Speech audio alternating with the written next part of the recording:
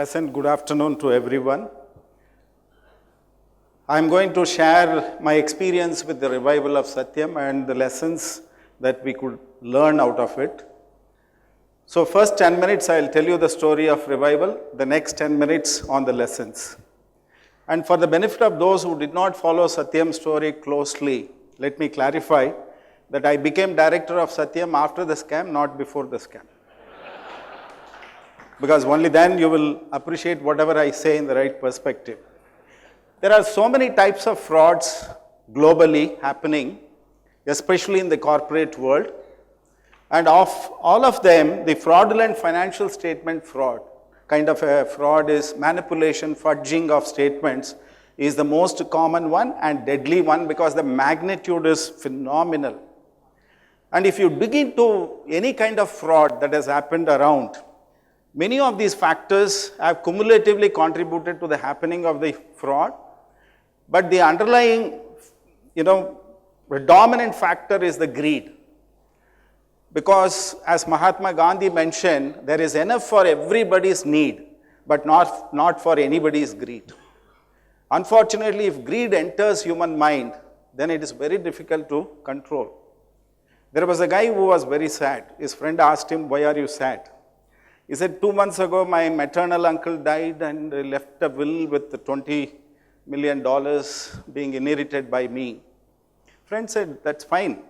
His time has come, he died, so after all, you have become richer, you should be happy. Still you are sad." "No, last month my paternal uncle died, he left a will for $30 million, I inherited, but he died." "Okay, his time also has come."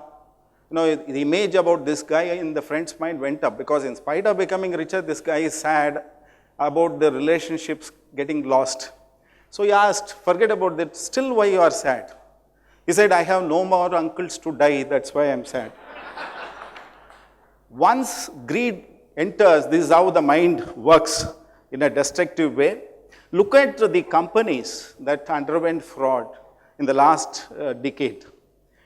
Starting from Enron, WorldCom, Xerox, Madoff was the last of its kind in the US, 65 billion magnitude, but Satyam is first of its kind in India.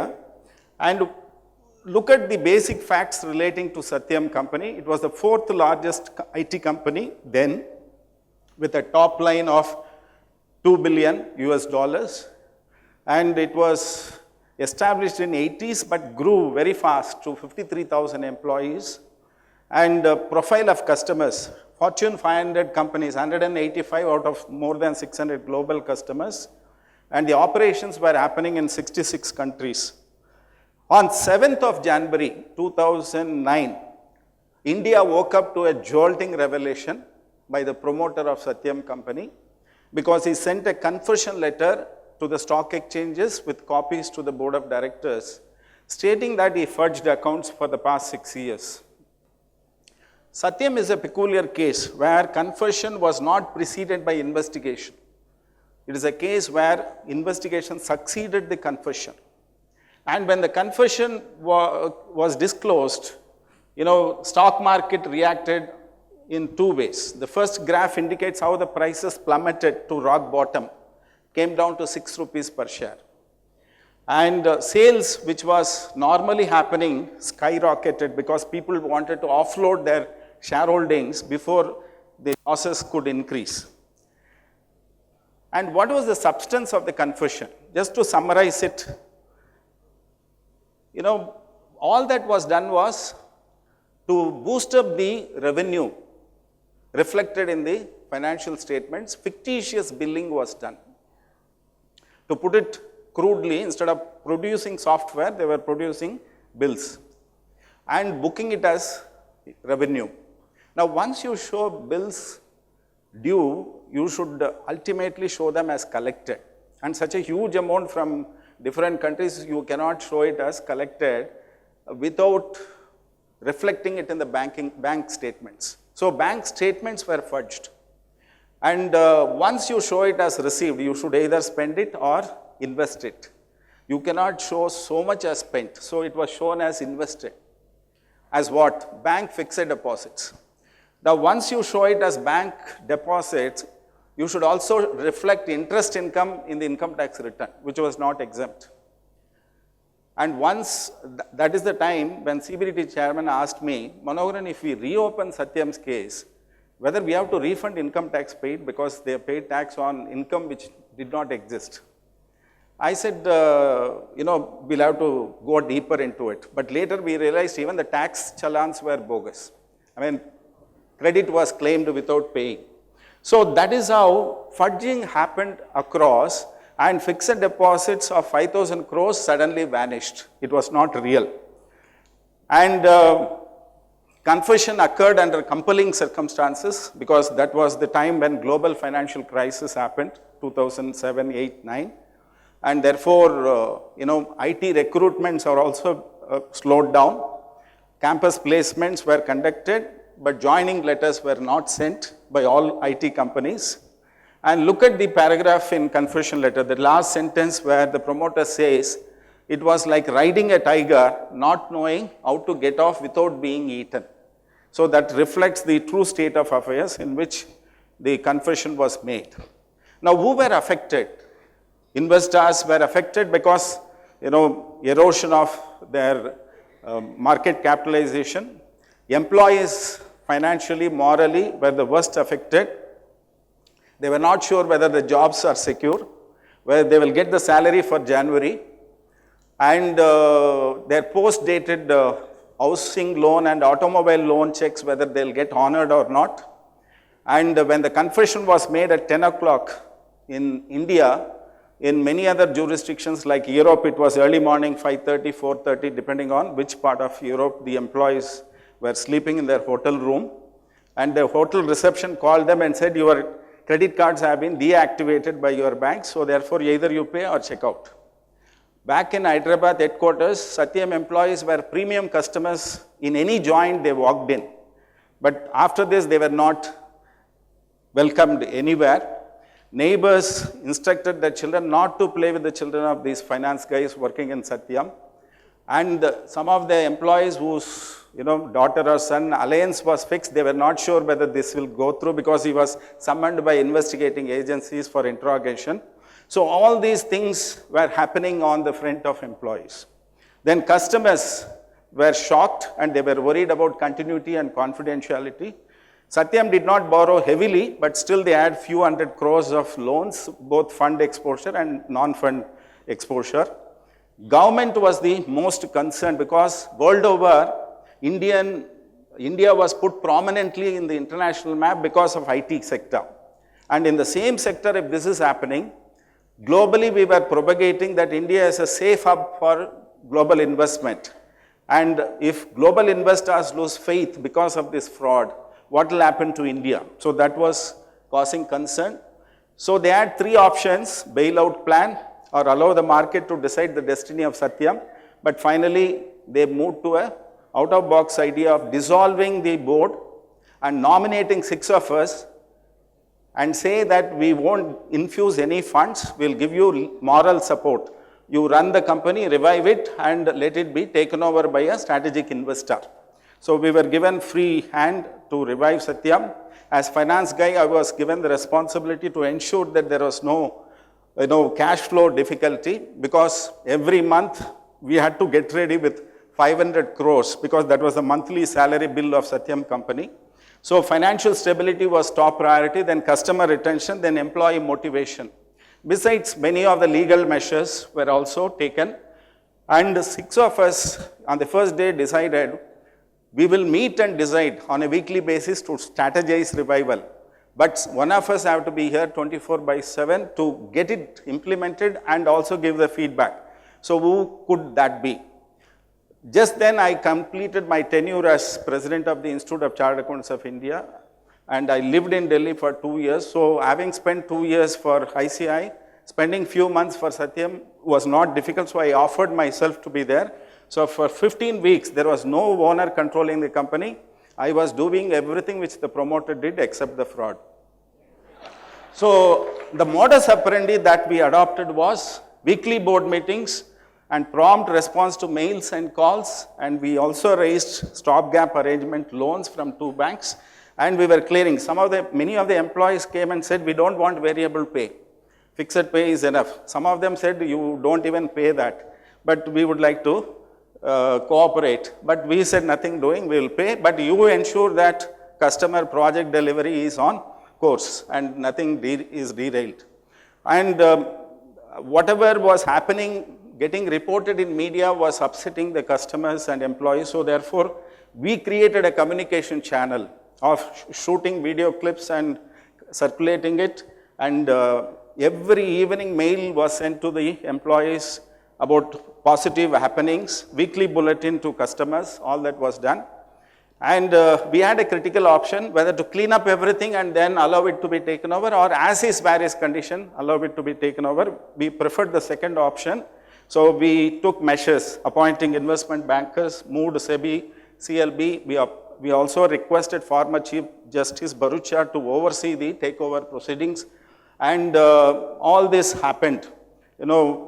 Finally, 5 only submitted documents for taking over Satyam.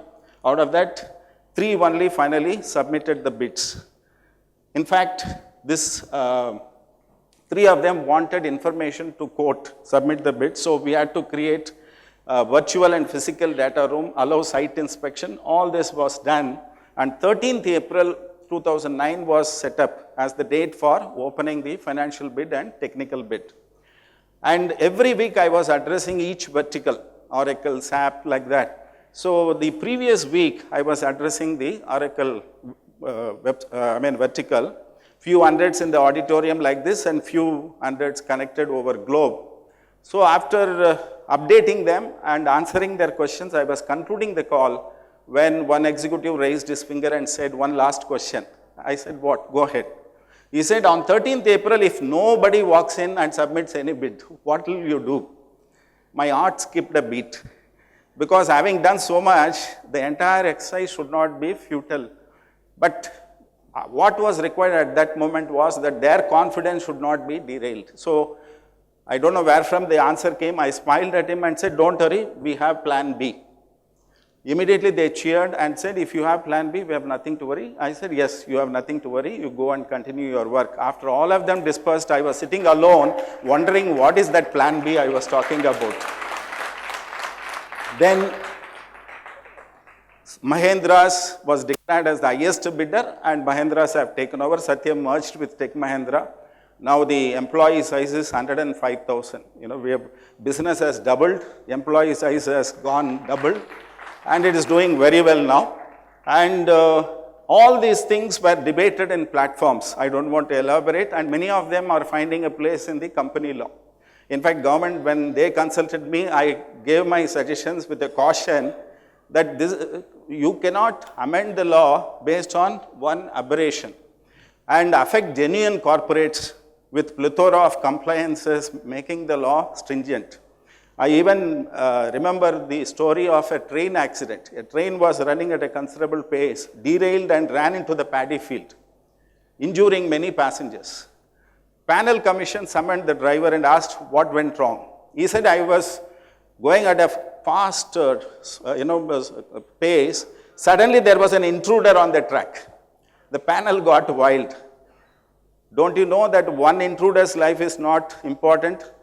Safety of passengers is more important, so you should have run over him. Train driver got equally wild. With 27 years of experience, do you think I don't know this? I wanted to run over him, but he ran into the paddy field. What can I do? Actually, see, this is what happens. When somebody violates the law tries to undergo changes, keeping them in mind, legislating for the exception, and thereby affecting the majority who would be otherwise genuine. Now, these are all the lessons, ladies and gentlemen, I in close quarters picked up, which I thought I'll just share it with you, because the purpose of this lecture is not just to narrate what happened, but all of us first are human beings, then what we are in our profession or in any other capacity. See, as human beings, we should always remember that, one of the executives of Satyam said, few months back I read the story of Lehman Brothers, AAG in US. Lehman Brothers employees coming to the New York streets shouting for their job security and salaries. That it made an interesting reading. Least did I realize, few months down the line, I am going to be exactly in the same position. So this can happen to anybody.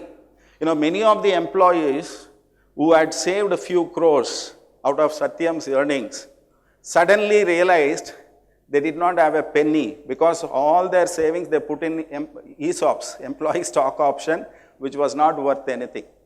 So all of us will have to ensure security for the family as we keep growing and earning. Second, I found that who could handle this adverse situation more comfortably. Those who were in cloud 9, they collapsed. But those who had humility, spirituality, they could cope up with any of this adversity. That was a revelation for me in close quarters. That's why I always believe, with ego you are gone, without it you can go on. Justice delayed is justice denied. Still in India it takes 18 years, 21 years to decide cases. Whereas Madoff, that fraud which happened in US 6 months before Satyam, within 1 year they conducted the trial, they pronounced the judgment. In the courtroom, the judge pronounces 150 years of imprisonment to Mr. Madoff. Mr. Madoff, listening to the verdict, says, "My lord, I am already 70 years old." The judge responds saying, "Do your best, as much as you can." Because the punishment of 150 years, even the judge knows, is not for him to fully serve. It is a signal to the society that those who are planning to perpetrate this fraud, what awaits you when you are caught. That message, unfortunately, is not all that effective in India. No doubt, American Wall Street Journal wrote, America should learn from India as to how to handle such a corporate crisis. But we should also learn certain things from them.